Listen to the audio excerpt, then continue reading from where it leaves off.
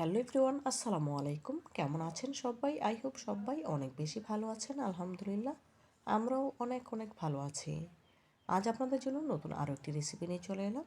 আজ শেয়ার করব তাল দিয়ে তালপুলি পিঠা তৈরির সহজ একটি রেসিপি। আশা করি রেসিপিটা আপনাদের অনেক বেশি ভালো লাগবে। তো বন্ধুরা, কথা না বাড়িয়ে চলুন তালপুলি পিঠা তৈরির মূল প্রস্তুত প্রণালীতে যাওয়া যাক। প্রথমে চুলে একটি প্যান বসিয়ে নিয়েছি। দিয়ে দিলাম মেজারমেন্ট কাপের 2 কাপ ঘন তালের পিউরি বা তালের রস।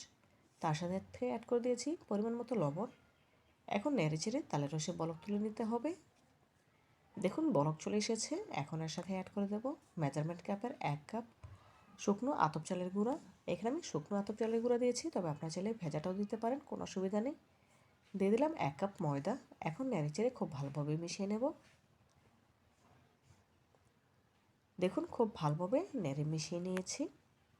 এখন এই ডোটাকে রেস্টে রেখে দেব 5 মিনিটের জন্য। গ্যাসের ফ্লেম অফ করে দিয়ে ঢাকা দিয়ে রেস্টে রেখে দিলাম। ফিরছি 5 মিনিট পর।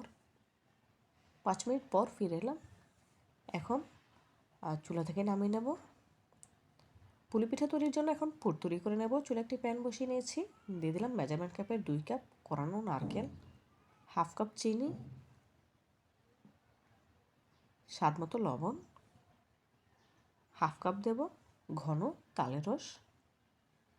এখানে আমি কোনো পানি অ্যাড করব না বা কোনো মশলা দেব না, যেহেতু আমি অরিজিনাল তালের ফ্লেভারটাই চাচ্ছি, সেজন্য এলাচ দারচিনি কিছুই দিইনি।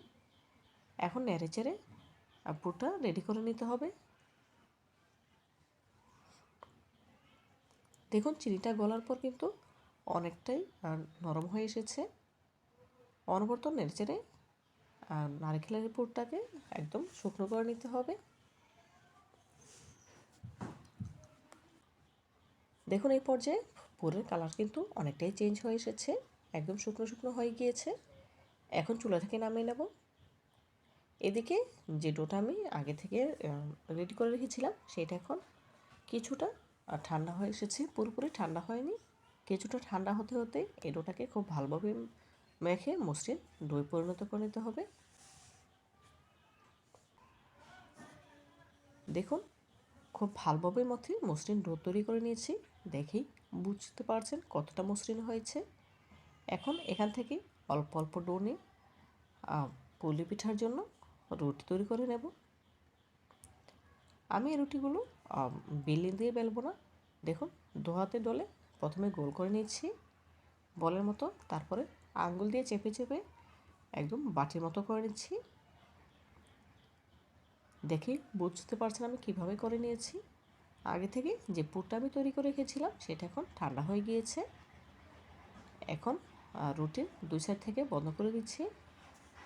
খুব ভালোভাবে মুখ বন্ধ করে নিতে হবে, যাতে করে কোনো দিকে ফাঁকা বা ফাটা অংশ না থাকে, তাহলে কিন্তু তেলে ভাজার সময় ভেঙে যাবে বা ফেটে যাবে।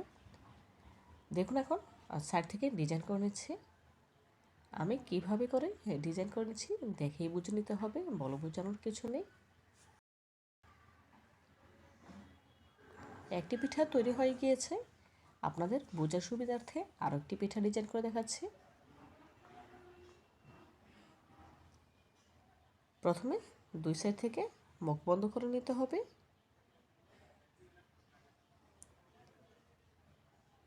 খুব ভালোভাবে মুখটি বন্ধ করে নিচ্ছি। যদি কোনো দিকে ফাঁকা থাকে সেক্ষেত্রে তেলে ভাজার সময় পুর বেরিয়ে আসবে, তখন আর খেতে ভালো লাগবে না। সেজন্য খুব ভালোভাবে মুখ বন্ধ করে এখন ডিজাইন করে নিচ্ছি। দেখুন আমি ডিজাইনটি কীভাবে করে নিচ্ছি।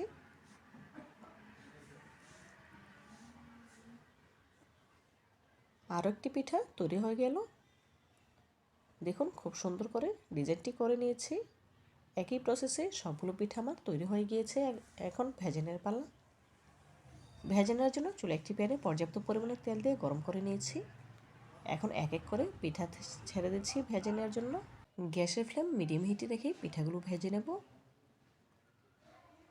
দেখুন এই পর্যায়ে পিঠাগুলো উল্টে দিচ্ছি। এভাবে করে কয়েকবার উল্টে পাল্টে পিঠাগুলো গোল্ডেন কালার করে ভেজে নেব।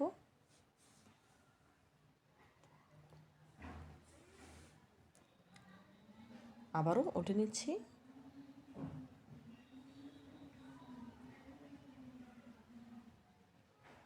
দেখুন এই পর্যায়ে পিঠাগুলো আমার ভাজা হয়ে গিয়েছে। এখন একটি স্ট্রেনারে তুলে পিঠা থেকে এক্সট্রা তেল ঝরিয়ে নিতে হবে।